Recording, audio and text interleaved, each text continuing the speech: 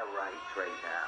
They're wherever you're willing to draw a line and say, you cannot come across this line or I'll kill you. That's where your rights are. And if you don't understand that, folks, then it's beyond my capability to explain it to you. They will get away with whatever you let them get away with. And until you draw the line and you're willing to die for what you believe in, they will keep taking and taking and taking and taking until there is no more to take. It's all gone, and you're a slave. Heck, you've heard me on various shows, even the one recently where I say, That's right. How do you know that? That's exactly right. So if you hear, and I'm just going to finalize this note, if you ever hear that Dr. Judy Wood is controlling anything other than the evidence, how it's presented, the truth about how the psyoping has been occurring, and also she's educated me most recently on sidejacking of the free energy technology message. Now, I want to go back here, if you don't mind, Dr. Judy, and we're, like I said, can I tell a little childhood story here? Oh yeah, absolutely. This is what this segment's about. Charlie the Crow. We had a pet crow growing up, and he, flew around outside, and you call him, he'd come down out of the tree. If you knew his name, he knew you were all right. And Charlie the Crow, well, he was always mischievous. And my sister left her keys in her car, left the car running. Charlie pulled the keys out of the ignition and flew over the pond right by our house, flew over the pond with him. Are you serious? That's scary. Like, she's got this whole glob of keys to, they're going to get lost. And so my brother, she's in a panic. My brother was eating a sandwich. And so he sits down calmly on the hood of the car, sets his sandwich down. Charlie needs to steal that sandwich. He sets the keys down to steal the sandwich, and my brother quickly grabs the keys. Oh, you got to be kidding me. That's funny. That's the same kind of thing that goes on. You're interested in free energy technology, but you get diverted to something else so they can destroy the right track you were on. That's right. That's right. And it's not just a matter of uncovering. In the beginning, I thought that I was very excited to display this evidence, talk about the science. And people actually, they already know that everyone is almost fatigued by going after Al-Qaeda. Almost fatigued to the point to where 9/11 evidence, we've already resolved all that stuff. Me bringing 9/11 evidence forward, they were pretty confident that everyone was fatigued. And they must make sure that I don't reveal too much information. But when I started touching on the free energy technology thing, notice how the psyopers and sidejackers became activated and came on very, very strong. Did they not, Dr. Judy? You've watched me go through this. Oh, yeah. And as I think Andrew Johnson maybe said, that when we made the connection with the Hutchison effect, it was just a dead giveaway. We were right over the target because of all the storm of garbage that came spitting up. Right. And these methods that are employed are basically, just like I was describing earlier. I don't know if you heard me describe this as I've analyzed this thing. They know how to write the script real time based on how we're responding to the awakening, how we're responding to the information we're receiving in our brains. Do they not? Oh, yeah. Just like, how lawyers work in a courtroom. And this is something my lawyer taught me. He said, if the law is on your side, you talk about the law. If the evidence is on your side, you talk about the evidence. If neither one of those things are on your side, you talk about just something else, anything else. Right. And you see that practice over and over again. It's all sorts of distractions away from the evidence and what is known. And it's replaced with words like, or phrases like, oh, guess we'll never know what really happened, or nobody knows what happened. And if people start repeating that, they start believing it. Right. But wait a minute. We know what we know that we know. Why should we forget that? And that's what happens. That's right. Now, I want to talk about the evidence. The evidence is very, very, very important. And for the listeners, okay, and for the purposes of documenting this process by which I have gone through, okay, I'm going to convey this to you. The evidence is so important. The presentations that Dr. Judy Wood has been doing for years, okay, even through her 500-plus page textbook, presenting the evidence, how to look at the evidence, and how to not be distracted by it. And Dr. Judy has also learned that the people that have been trying to suppress this evidence have been claiming to be scholars, have been claiming to be experts. That's also a diversionary tactic, and that is to credentialize themselves, make them seem like experts so that you'll look away. But let me read something to you here, okay? This is as a result of the work that she's doing right now. Dr. Judy was on the Hagman and Hagman program, and I'm going to read something to you here on Homeland Security U.S. All right. And this was published 26th of February. Investigators understand the value of evidence that exists at any crime scene. It has been written that if you listen to the evidence carefully enough, it will speak to you and tell you exactly what happened. If you don't know what happened, keep listening to the evidence until you do. The evidence always tells the truth. The key is not to allow yourself to be distracted away from seeing what the evidence is telling you. And Dr. Judy, please allow me to just continue reading here, because this is Doug Hagman. He's a 40-plus year investigator, and he was floored by recent discoveries in your textbook. Those instructions were constantly drilled into me during my 30 years as a career investigator, and Joe, my son and co-host, for nearly 10 years. Forget conspiracy theories, wild speculation, and even your own biases, and look at the evidence, for the evidence always tells the truth. The key is not to allow yourself to be distracted away from seeing what the evidence is telling you. Now, we have, I believe, very convincingly demonstrated, without trying to manipulate the minds of Joe and Doug Hagman, we've clearly shown them as investigators to take a look at that evidence and to not listen to anything that they had learned since that fateful day on 9/11. And they have just recently been exposed to the evidence that's contained in your book. Here's my message, and you can comment on this, Dr. Judy. Do you remember what he said at the beginning? He said it's not just a preponderance of the evidence. This is beyond all reasonable doubt. I was just going to say this. That there is no question. This is indisputable evidence, ladies and gentlemen. And this is a big part of what I'm going to convey here in this segment here.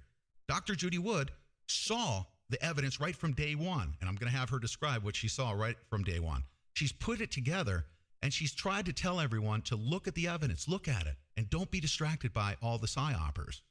But ladies and gentlemen, that's the first step in your process, is to understand that you're going to be diverted away from the information contained in the textbook. First, you need to know what the evidence is.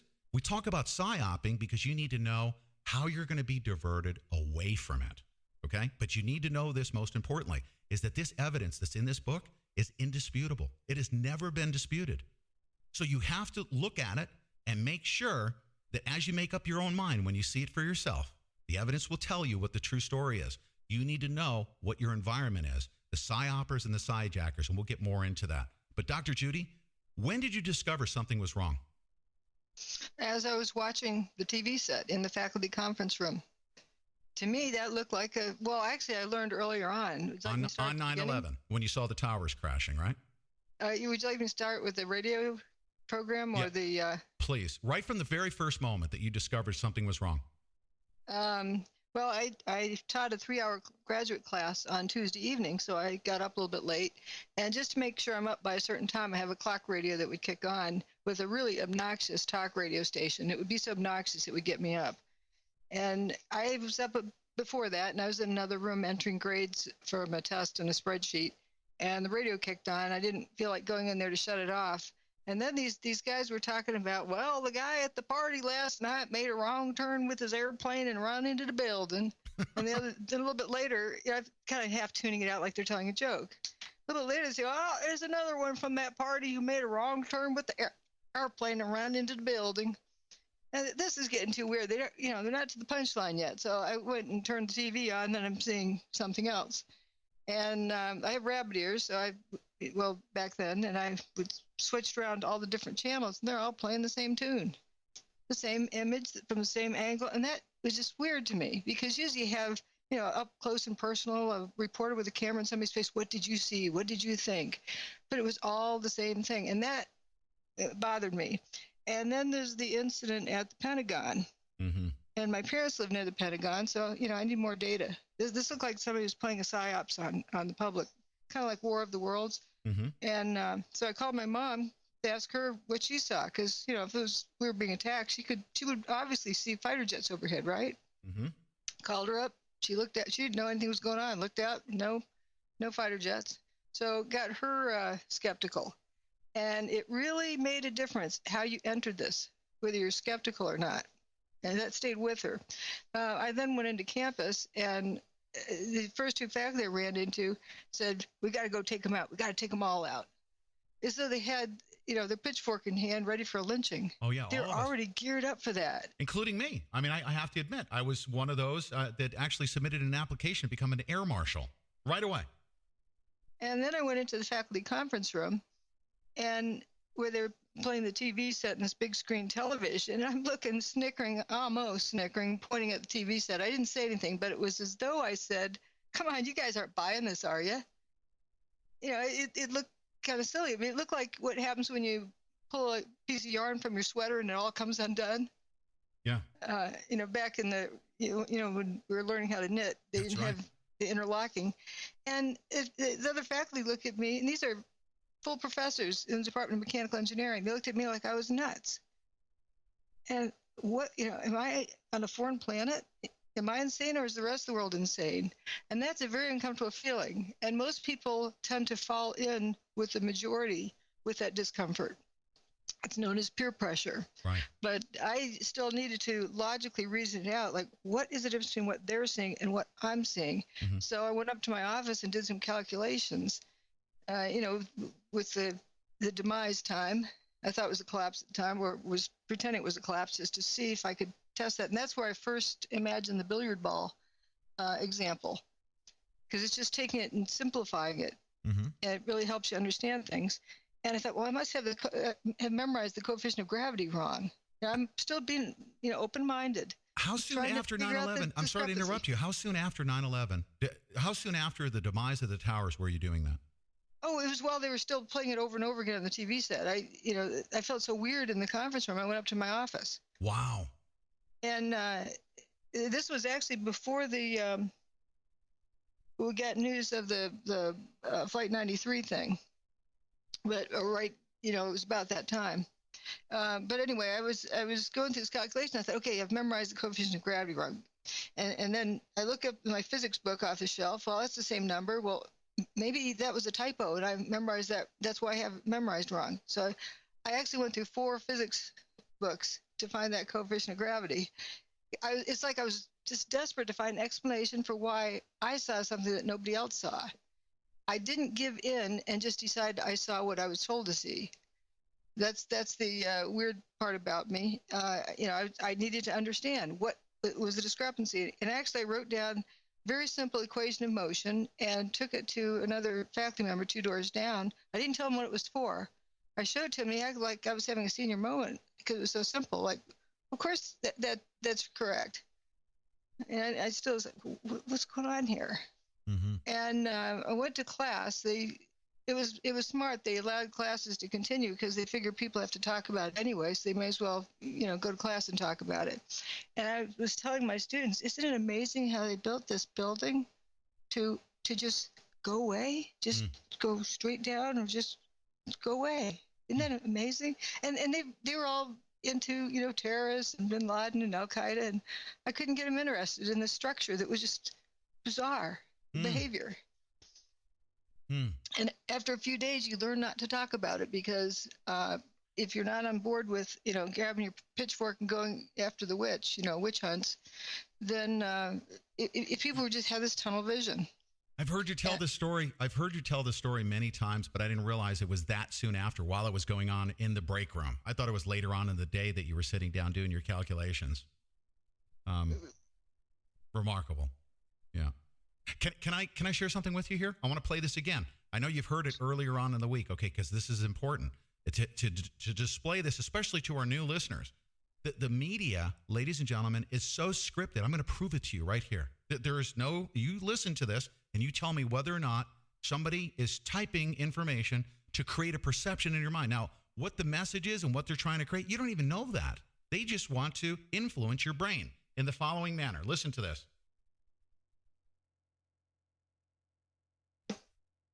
Hold on a second. We've made a little bit of news this week. I don't know if you've heard about this, but I'll tell you why. It's because on our last New York show, which is tomorrow night, we're going to perform a wedding right here on this stage. I'm sorry about that. Guess what I did? I messed up. Here it is. It actually queued up the wrong one here.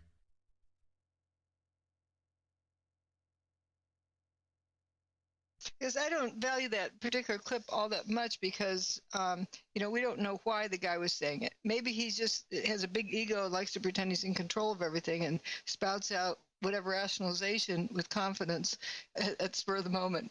Yeah, I'm sorry. A script. That one, unfortunately, wasn't ready to be queued up. But here's my point, is that they showed over and over and over again that the media is reading from their teleprompters. Who's writing on those teleprompters is most important because it's actually happening across the country. Right, they're all drinking out of the same watering hole. They're all drinking out of the same exact watering hole. That's right. And it was very, very frightening, if I can find it before the end of the segment. Right, that is what I noticed right off. First thing, when I turned on my TV and I started switching the different channels, they're all playing the same thing. Not, talking to some family member who just dropped their loved one off at an airport, or, a structural engineer someplace, or a building inspector someplace else, or a steel worker. It was all the same view and the same script. Same exact thing. That's exactly right. Now, that was on 9/11. Immediately, They came out. Okay. Now we also know, looking back at it, you didn't realize. I don't think you realized that it was this organized and this coordinated. But you said something is very, very wrong here. They're telling people one thing. But also, there's a photo of like 5 minutes before 9 a.m., which was before the South Tower got its hole. Mm-hmm. Whereas the ticker across the bottom of the screen, showing the North Tower fuming away, the ticker says something about Bin Laden and Al Qaeda. Right away. Right before the second tower got its hole. Wow. And I'm sure somebody found passports out on the curb within minutes after that ticker. As I like to joke and say, well, did the driver of the airplane spool the window down and check that out before he hit the building? Because if it destroys the plane, certainly it destroys the passport. And how we lay this out here, I'm just going to touch on the planes issue. Those towers, how they turn those buildings into dust, however they did that. Okay, we can discuss that. But those towers turned to dust in midair.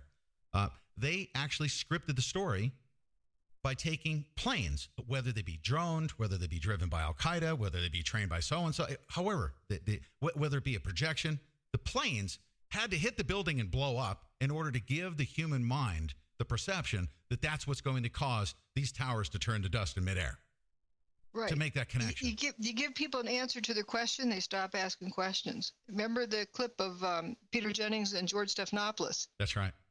George heard the buildings fell down, the ground were pulverized and evaporated, so he repeated it.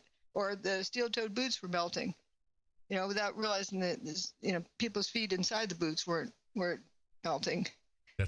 That's right. But people, in an emergency situation, it's just human nature. You run with the best story you have. It's like a field full of deer. If one of them spooked and is running, you're not going to stop and ask questions. You're going to run too. And so people tend to jump, like, the police yell, "Get down on the ground." You get down on the ground. You don't say, "Excuse me, why, sir? Please explain." Now, also part of the PSYOP, as I understand it, and this is actually in the manuals that I've looked at, the Army manuals, and that is to create argument. That one of the best ways to find out what people are knowing is to find out what they're going to argue about and present and debate, right? So the Army has actually came up with a method, and they instruct their people, even in foreign lands in war, but now they're employing these techniques here in the United States, and that is to create argument, to actually prompt these guinea pigs called human beings to start yelling and screaming at each other, displaying what they know to be true and arguing between each other. And then if you play your best cards in that situation, then they take those cards and they debunk them or appear to debunk them before you can ever use them elsewhere. That's right.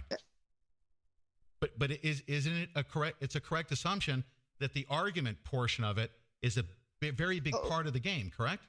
Oh yeah, because remember about Charlie the Crow? Yeah, that's right. If you distract him off into the sandwich or arguing about the sandwich, he's going to let go of the keys. That's right. That's right. So we've studied this. We've known that we've been under a PSYOP. We know that indisputably, without a doubt, that free energy technology exists, and it was used on 9/11, and that cannot be disputed at this point. Can you say that? unequivocally? Correct. What I like to point out to people when they say, well, we need to see the serial number before we know that such technology exists. No, all we need to do is see the evidence that was created by whatever it was that created it. And then we know that something that can do that exists. For example, most of the buildings were turned to dust in midair. Nothing that we know of to this day in the public domain can do that, but we know that that technology exists because it happened. The towers aren't still there. The towers, the majority of them were turned to dust in midair. So therefore, a technology that can turn the majority of buildings to dust in midair does exist. That was evil use of that technology. But think of what else we can do with that technology. We can use it for good things. That's right. Let me display this, especially to our new listeners here. We have a lot of them every single day. Here it is. Here's the example that I was trying to display to you before. It's a 1-minute clip. Here it is. Here's the scripting. A lot of people think the big news stories today are the snowstorm that's hitting the Midwest or the looming federal budget cuts. But judging by local news, there's apparently an even bigger story that's sweeping the nation right now. Check it out. Well, if you filled up your gas tank lately, then you don't need us to tell you that gas prices are back on the rise. You don't need us to tell you that gas prices are back on the rise. You don't need us to tell you that gas prices are back on the rise. You don't need us to tell you that gas prices are back on the rise. You don't need us to tell you that gas prices are back on the rise. You don't need us to tell you that gas prices are back on the rise. You don't need us to tell you that gas prices are back on the rise. You don't need us to tell you that gas prices are back on the rise. You don't need us to tell you gas prices are back on the rise. You don't need us to tell you that gas prices are back on the rise. You don't need us to tell you that gas prices are back on the rise. You don't need us to tell you gas prices are back on the rise. You don't need us to tell you that gas prices are back on the rise. You don't need us to tell you gas prices are on the rise. I know. Now I'm gonna mention that how important it is to understand what's being done to us. Dr. Judy, I'm going to ask you a couple quick questions. Okay, this one is a yes or no. Do you think that any of those journalists are intentionally propagating the wrong information? Do you think they're just knowingly saying, let me just go ahead and play along with this PSYOP game and convey this information? Do you think they know that they're doing this? Oh, no. If they have a mind of their own, the network doesn't like them. And, they get canned. They like people who say, this is what you're supposed to say. And you should be the pretty face or the cute face or whatnot, right, and make this statement. And just here's the news. And they may not be knowing participants, right? Right. But that's how they've grown up and been conditioned that this is the news. And this is, you're there to tell people the news. And here's the news for the day. Right. There are people, controllers behind the curtains that know, and there's a select few of them that are essentially at the top of the food chain, know exactly what they need to propagate. Whether it be, let's say, a CIA guy that's typing those messages to get out to all of the news agencies, whatever message they're trying to convey. But they're using these people as unknowing participants. Even if you were to point at somebody, I used Alex Jones all the time. It might be a possibility that Alex Jones has no idea what they're having him do. He's just an unknowing participant.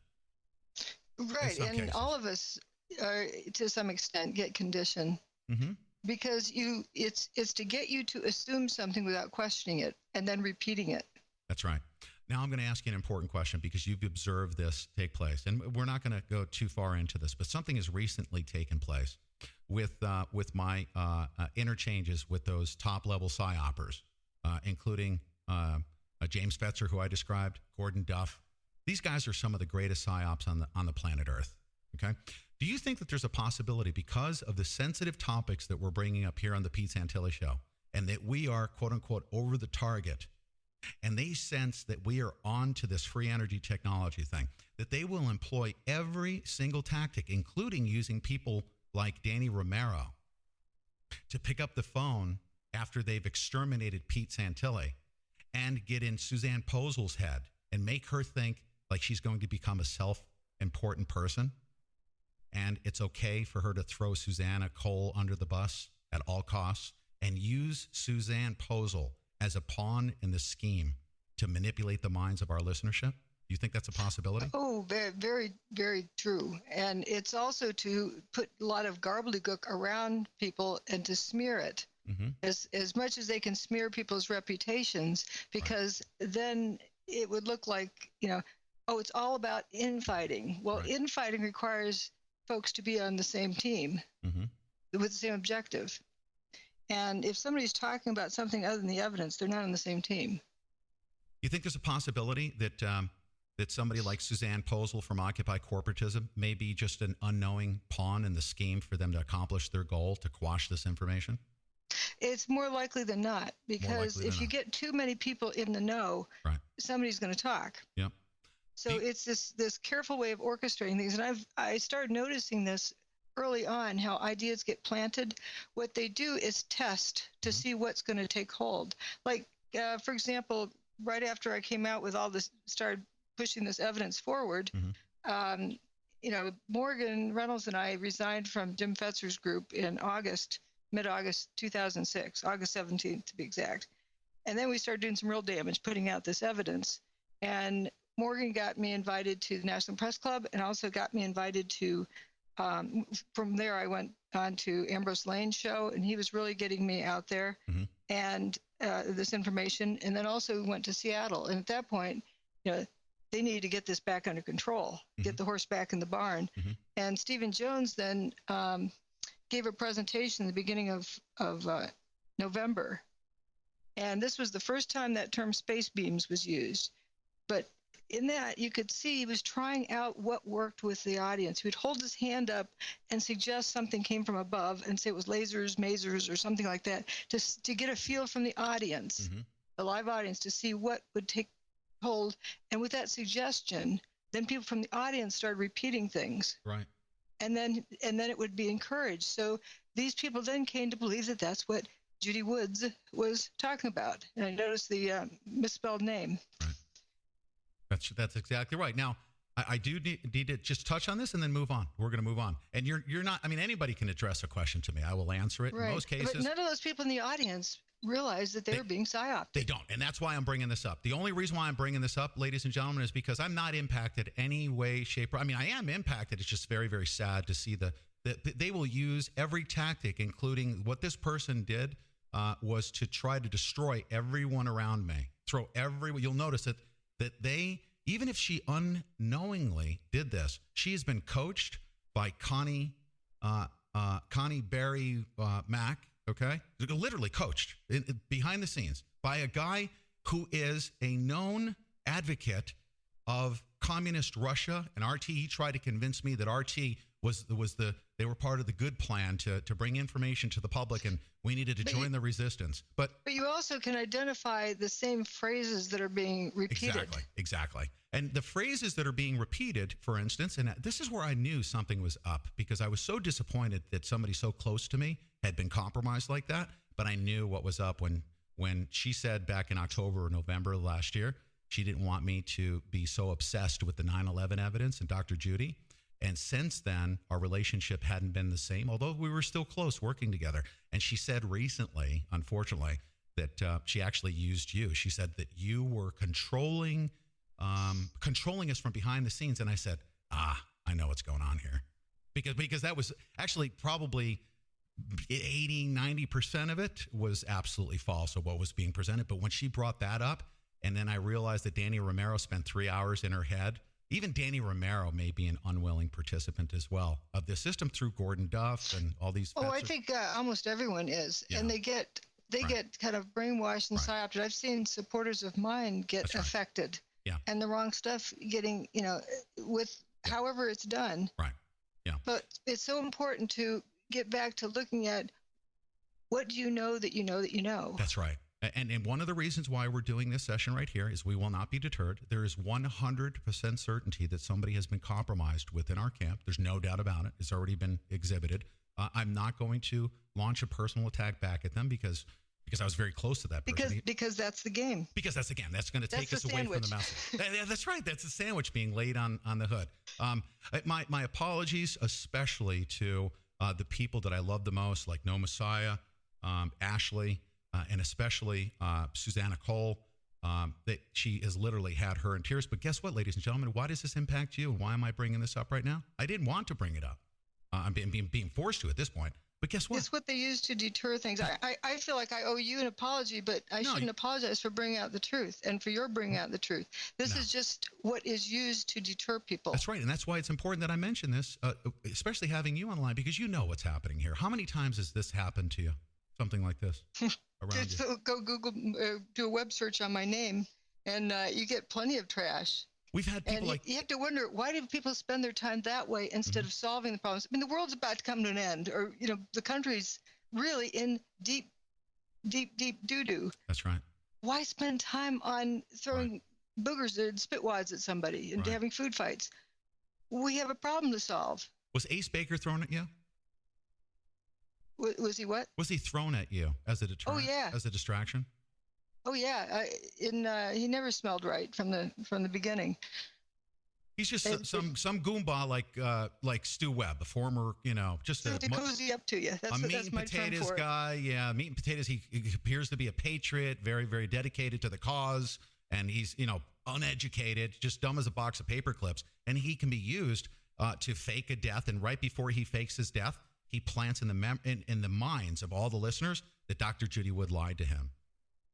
And that left a lasting impression. I use Ace Baker as an example because have there also been other people that have been closely associated with you? And I know the answer to this question. You can bring this up.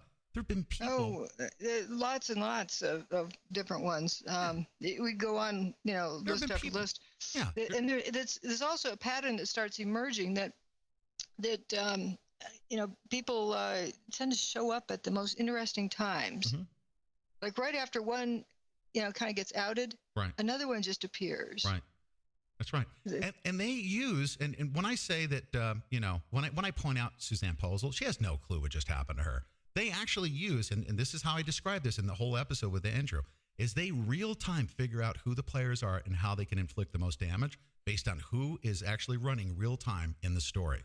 And they inject themselves to intercept the message that is coming to the listeners right now. And that is that we're talking about free energy technology existing, and we can shut down the nuclear power industry, the oil industry, the electrical industry. They will do everything at all costs, including compromising Suzanne Posel and throwing her under the bus to make her do something that is probably the most unethical, most disgusting thing I've ever seen any human being. And her career is trashed from it. Her career is done. Her career is over. And I'm just going to leave it at that and move on. Yeah. You kind of feel badly for people who swallow, something.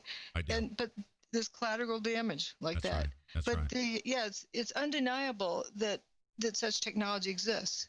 I'm going to say something. If you just look at it. I'm going to say something to my listeners real quick, and then we'll move on. I was, at one point in time, because I was abandoned with the guerrilla media thing, it was actually a collaborative effort. Suzanne Posel was drug into it in a conversation with me and Vinny. She was the one that was used to come at me to say that I had stolen it. I was going to change the name to the Blue Lemons Group. Really, I wanted to abandon Guerrilla Media Network. But because it was never stolen, it was a collaborative effort, I'm making a decision, and I'm going to announce it right now, that nobody will ever take this away from me now because I've seen our community and what Guerrilla Media Network has become as part of this community that's rising up against what just happened to us. It will never, ever, ever be stripped from us. It is now permanently embedded in our souls and will never be stripped from us. So if anyone out there wants to think that, I stole something, I'm going to say right now I'm seizing it permanently because it was never stolen. I'm seizing it and putting it firmly in concrete. Now, Dr. Judy, let's move on. Well, I'd like to add one more thing, Yes. something that I don't think you've ever heard me say, and that I've really admired about your show and your chat room and the wonderful people in the chat room. It's just beautiful that you've created an environment where people act like a community, and that is what we really need to have. Of free-thinking individuals. Yes, and people can have differences, and that's fine. They can do their whatever. And as long as everyone is, going in the same direction, doesn't matter how they're getting there. You know what I'm hearing on other channels, okay? Including that person that I just mentioned. I'm not even going to give her any more free publicity.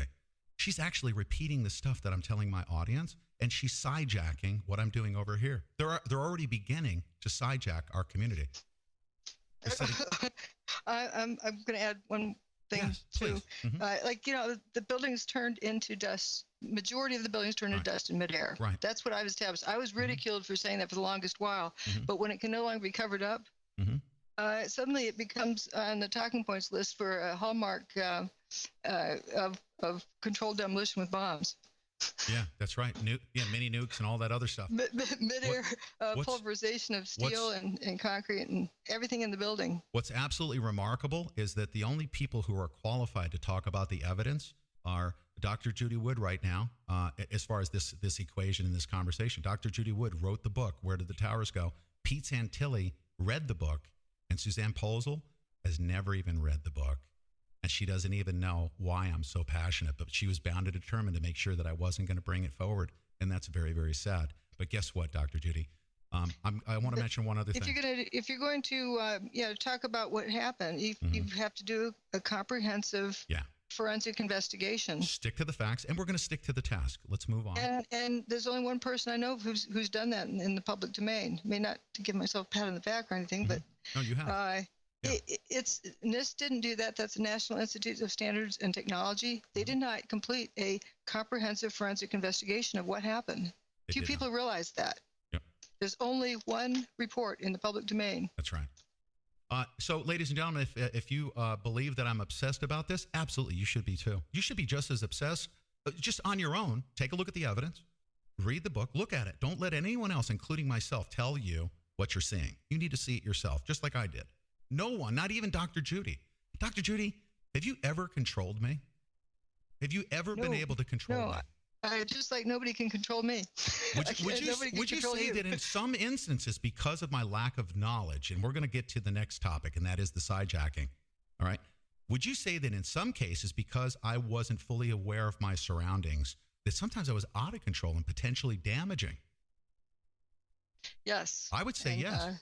I started wondering, wanted to step back. Oh, yeah. I don't control people. I just assess the situation. Maybe it's time for me to, go elsewhere or something. And, I'm not here to badmouth what Kesh is doing, because I said the other day, I was very, very clear to say that I hope that what Kesha was talking about was very true. But, you educated me on something, and it was very clear to me how potentially damaging I was by propping somebody or an organization or any individual up like that without having facts, without having evidence. You told me something very clear.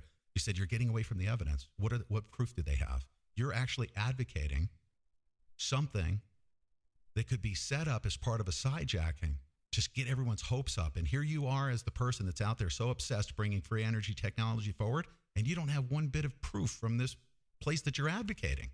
There is no evidence that what they have exists.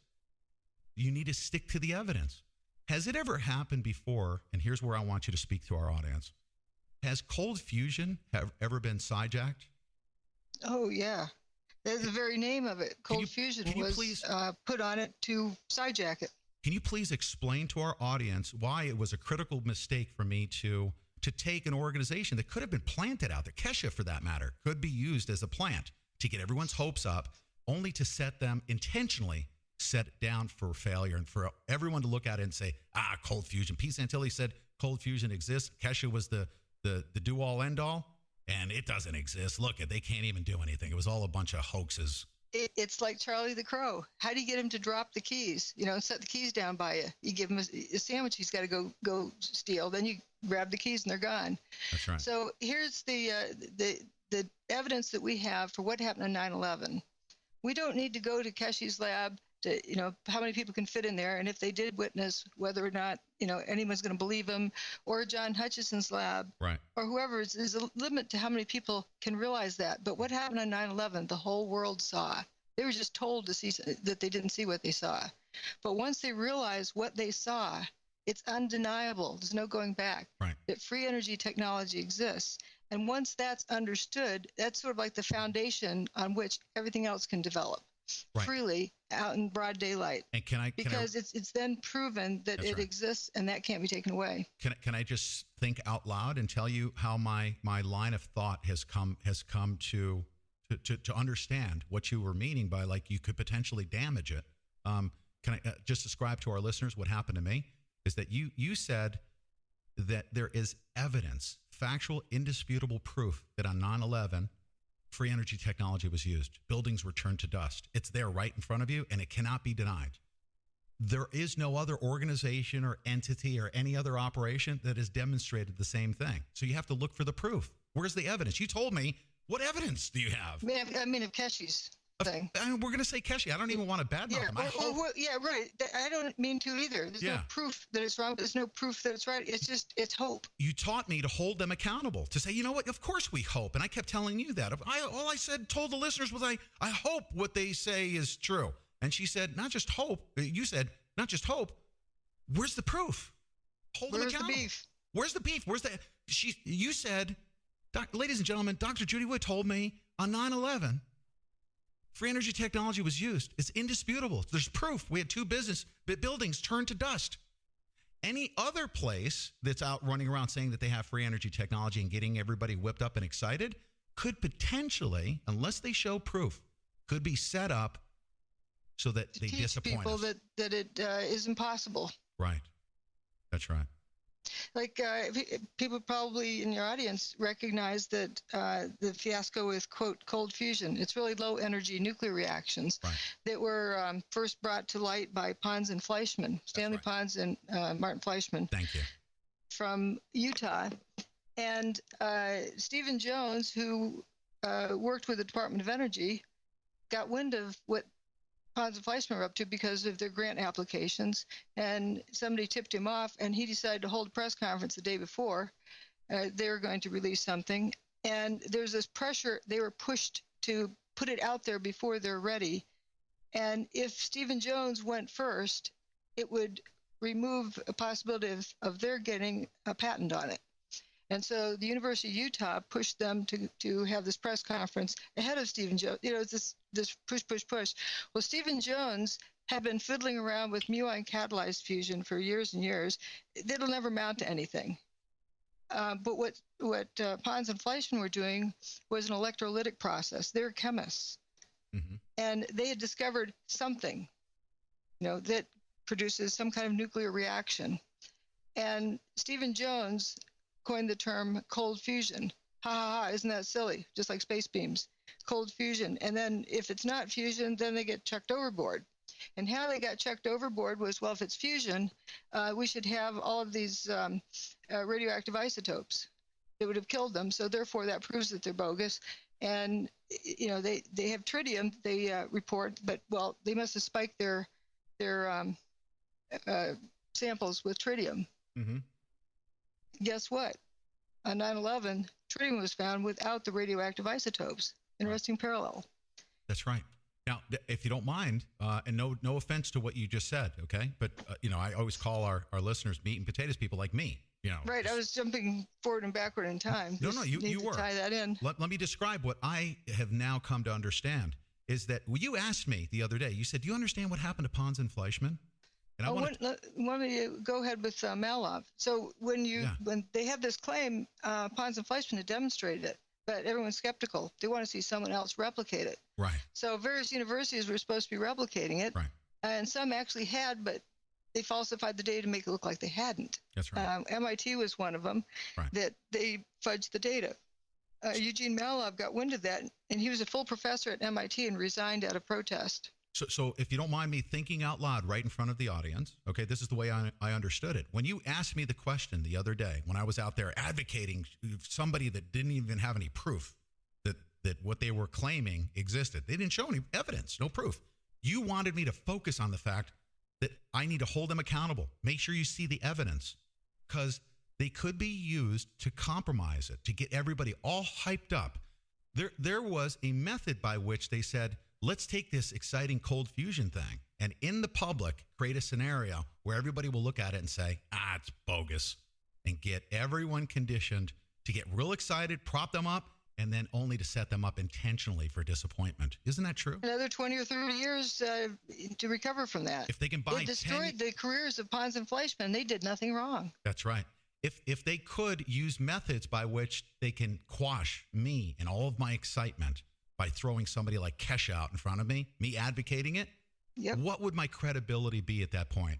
If Keshe says, we said that we had free energy technology. Yeah, you're promoting Keshe, and you're promoting what happened on 9/11. That's right. And if that's wrong, it shows his judgment's wrong, and so the other is assumed to be wrong. That's right. There's another incident I had mentioned too about Dan Rather. Just before the 2004 presidential selection. Great scenario. Yes, please describe it. That there's this document that showed that Bush was doing some draft dodging, and someone had done a remake of the real document, exact same wording, retyped it, but on a modern word processor. And Dan Rather showed that, and then they came up and proved that it was bogus, and the audience assumed the story was bogus. That was one way of getting Bush looking like he wasn't a draft dodger. That's right. And so, but it was a true story. But Dan Rather lost his job over that. He was a well-respected reporter. And he actually reported the truth on a bogus document. Right. Yeah. And just because it was presented as a bogus document, he was held accountable to that. Right. Yeah. So you got to be, real careful about how the game is played and how it's managed. And if somebody hasn't shown any evidence that you yourself believe and know to be true, then you're sticking your neck way out there. Let me recap a couple quick things, okay, for our listening audience, because we're going to have about 5 minutes here left. All right. And ladies and gentlemen, this is what I'm going to do. I'm going to go into overtime, and I have to limit it to 30 minutes maximum. 30 minutes. Because I have a busy schedule this afternoon. I want you to call 218-862-9829 if you want to speak to Dr. Judy. That will be in the overtime hours. You'll get a chance to speak to her directly, and I'll take the callers that are on the line right now. You'll have a chance to speak to her after hours. But Dr. Judy, here's what I believe we need to do going forward, okay, is to educate the public on not just the evidence and how to look at the evidence, how to make a decision for themselves, how to do, only believe what they research themselves. Don't trust anybody, right? Look at it with your own eyes. Teach them how to look at the evidence. And most importantly, and you've taught me this in a very nonchalant way, teach me how to resist the psyop and understand what's happening around me. And you've actually mastered that. And not just the psyoping, okay, and the techniques that are used as the story, unravels and evolves, right? They do that real time, but also the potential for sidejacking, that when we're over the target and we mention cold fusion, that they say, okay, these people are now awakening to cold fusion. Let's get them all amped up, throw out Kesh, and get them all disappointed in cold fusion and throw us off by 10 years. So sidejacking needs to be educated.